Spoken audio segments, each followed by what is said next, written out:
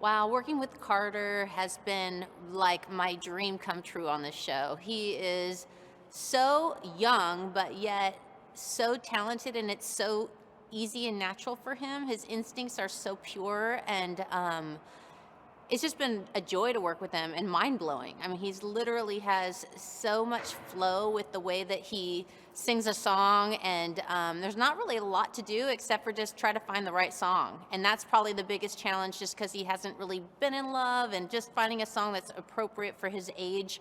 Also, I feel like at that age, you don't really know what kind of music you're going to do. You're still discovering music, so it's kind of like he's not cooked yet all the way, so it's kind of hard to find songs, but I feel like we got a great one for tonight. We're so excited about. You know, working with young kids on this show is, it really is my dream. And I can't imagine at all being them in this position. I can't imagine being on the show at all, let alone being a child and being in a competition over a vocal, because it's kind of, music shouldn't really be a competition in the first place. And everybody's so different, you know, there's no way to really compete as vocalists really at the end of the day. So I think adding the young age to the whole thing, it blows my mind, and it's super inspiring to be around them, because I don't know how to describe it, but because they're so innocent and they have so much talent all at one time, it's just super inspiring, and you feel super responsible, you know. And that's the one thing about being around as long as I have, and kind of like doing it all already. It's just so fun to share my experience, and sort of like be like, try this or try that, and this worked and this didn't, and you know, we kind of learn from each other. You know, saving Ben was even a surprise to me.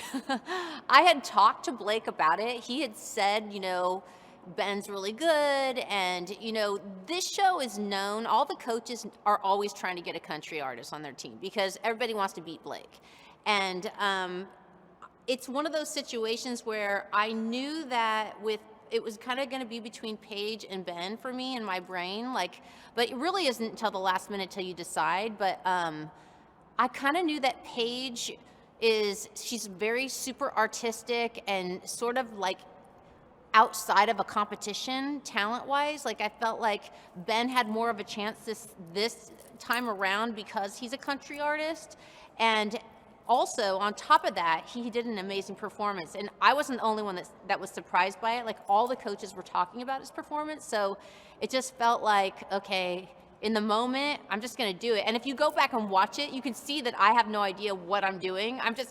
It killed me to let Paige go, but I felt like in the game of the whole thing, Ben had a better chance.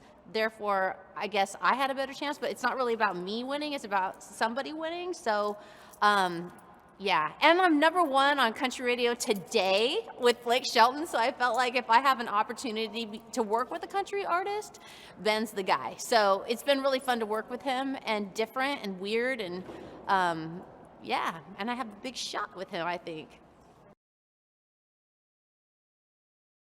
For me, being on The Voice, one of my favorite parts is being able to get dressed up. And this season being a short season, when I was trying to figure out like my different outfits that I get to work on the whatever on TV, I was like, there's only like 6 outfits. I was like, what? Like, only 6? Like, it was really hard to choose.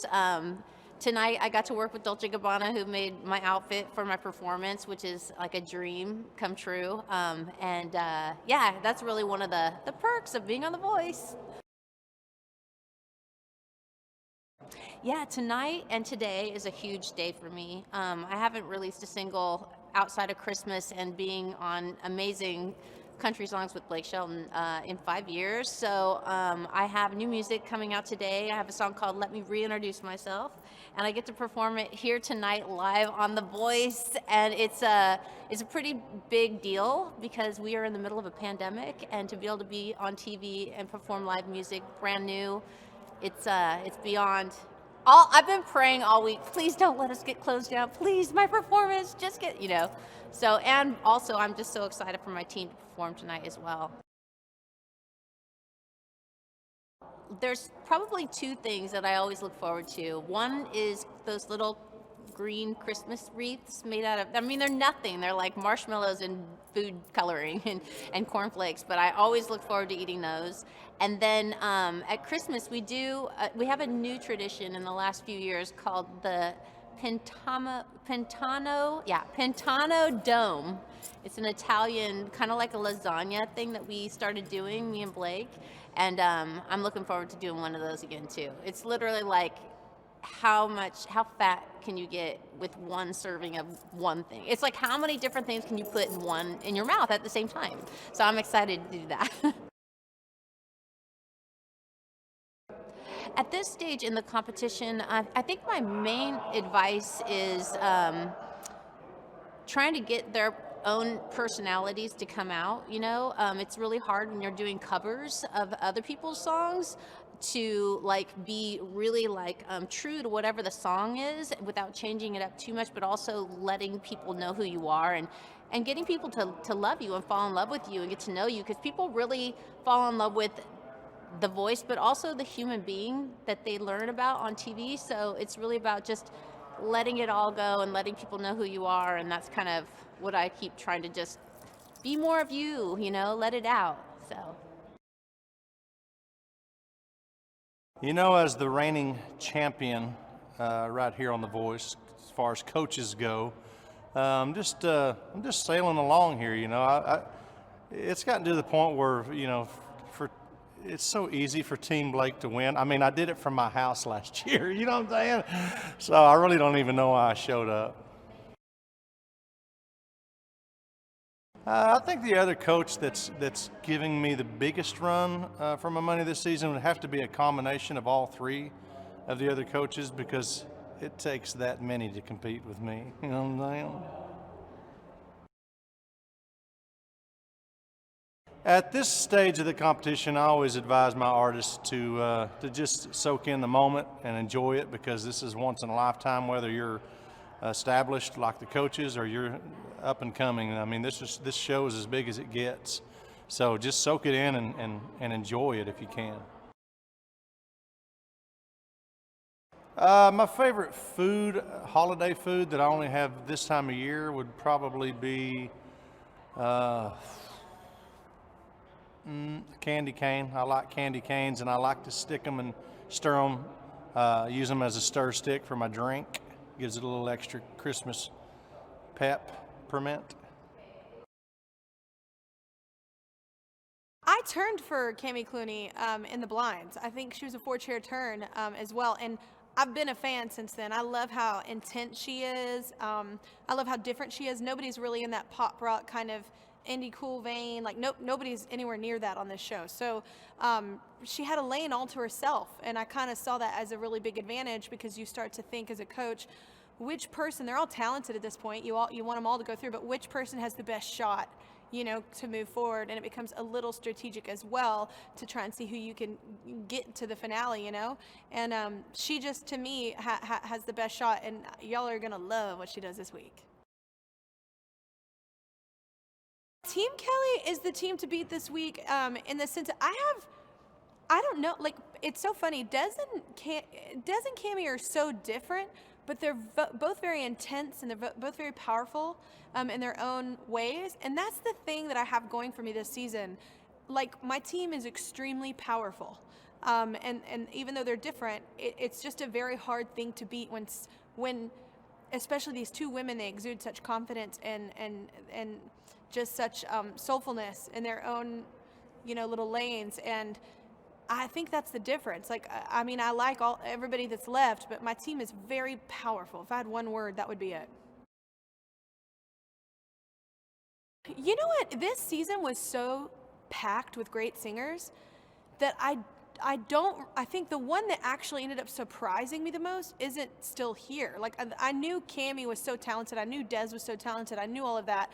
Paige, who was on Gwen's team, she grew on me. I loved her, especially since she covered Creep, in the knockouts. I don't know when it was, at the I can't remember when she did that, but it was insane. And I was like, oh my gosh. And I liked her from the beginning, but I feel like Paige like showed the most growth this season.